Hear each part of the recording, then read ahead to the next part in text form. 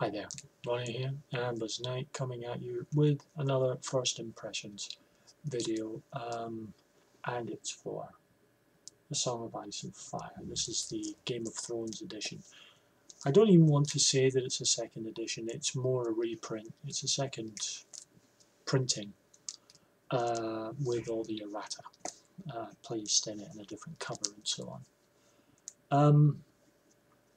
I've read through this book and I do love the system and I want to use it. It's a very different style of fantasy game. For those who have not been living on an island somewhere or up a mountain, The Song of Ice and Fire is obviously based on the books of George R.R. Martin and are currently being dramatised on HBO's Game of Thrones. Which, funnily enough, calling it the Game of Thrones edition, Green Ronin aren't stupid. They are trying to cash in, and rightly so. The system itself is very unusual. First of all, it doesn't really have your usual attributes and skills. You have a section of attributes that sort of double as skills as well. I'll show you what I mean when I get the right page. Here's the list. They're called abilities rather than attributes and skills. The abilities are agility, animal handling, athletics, awareness, cunning, deception, endurance, fighting, healing, language, knowledge, marksmanship, persuasion, status, stealth, survival, thievery, warfare, and will. Now within those, you can then add specialties. They're called bonuses that you can then add for extra points. It is a dice pool game. Character generation is long. It's even longer if you're generating your own noble house. But it's based on a dice pool. But the dice pool works slightly differently from what other people may be used to. Usually in dice pool games, you have a set of dice, you might get some bonus dice and you roll, and either you will add all of those dice together to try and get a target number, or you will look for for dice to have a certain score or above, such as in World of Darkness and Shadowrun. In Song of Ice and Fire it's done a little differently, and it's very strange, but I like it. Let's say, for example, you want to swing a big heavy sword. So you have your fighting skill, let's say your fighting skill is a 4, and you have a heavy sword and the heavy sword bonus, and you have 3 dice in that. So you have a fighting of 4 and heavy sword of 3. So you would roll 7 d6. It's a d6 pool game. So you roll your 7, but all the bonus dice are doing is giving you extra dice to get the best 4, because your fighting skill is 4.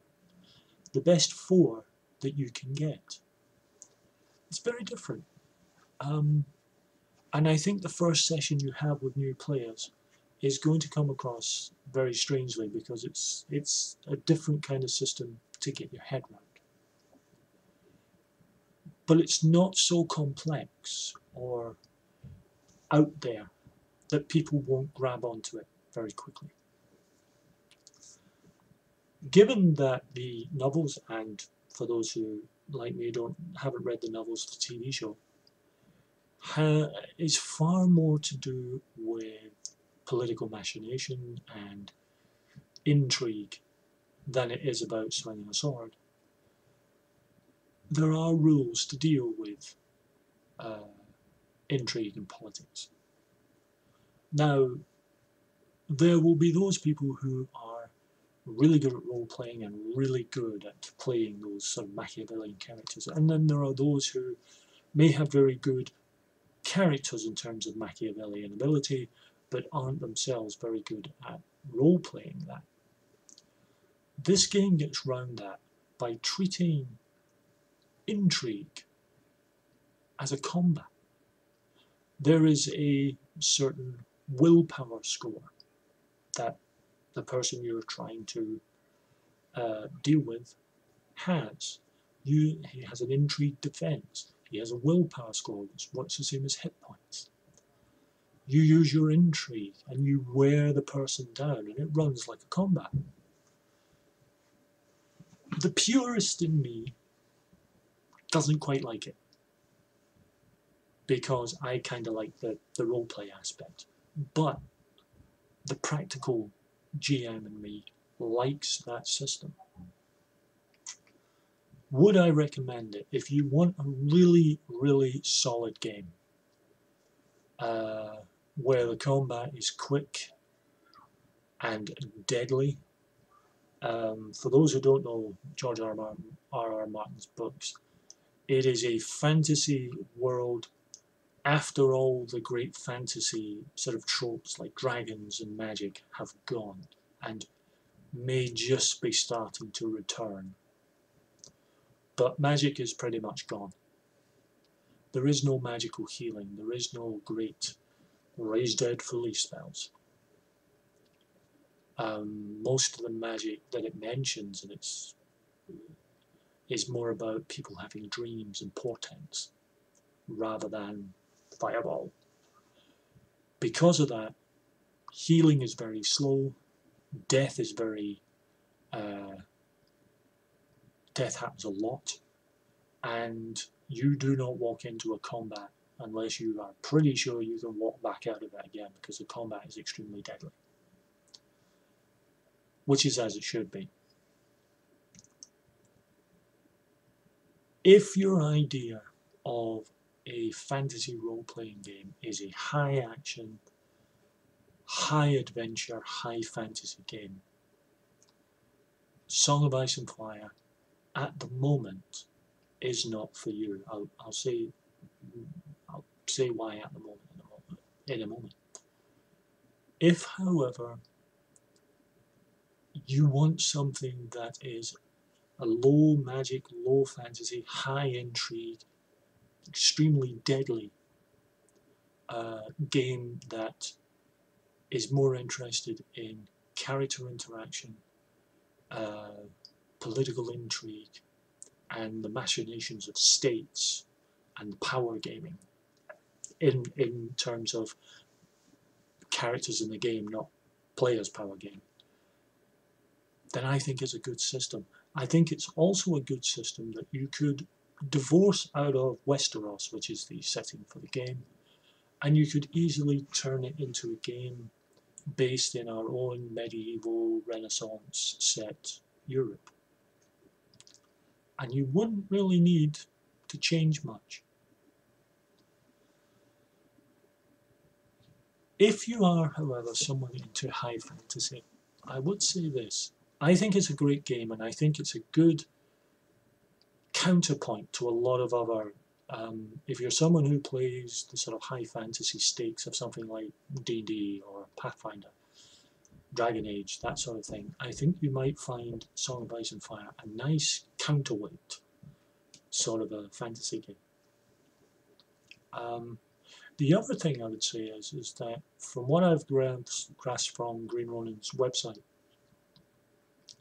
they want to bring out some PDFs, some big PDFs, which will expand the rules for people, not so much for use in the game in its actual setting, but if you want to use the rule set in a sort of general fantasy world. And they're talking about things like expanding the bestiary, which I think they could do very easily. Putting a magic system in, which again I think they could do very, very easily. This is a really, really good game.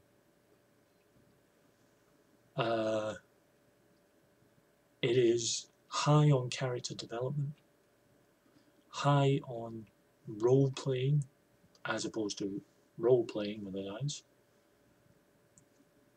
And I think if you are the kind of role playing group that really values character interaction and intrigue and suspense, and don't mind that combat takes a little bit of a backseat, and when it does happen is extremely deadly, then I think Song of Ice and Fire will suit you beautifully.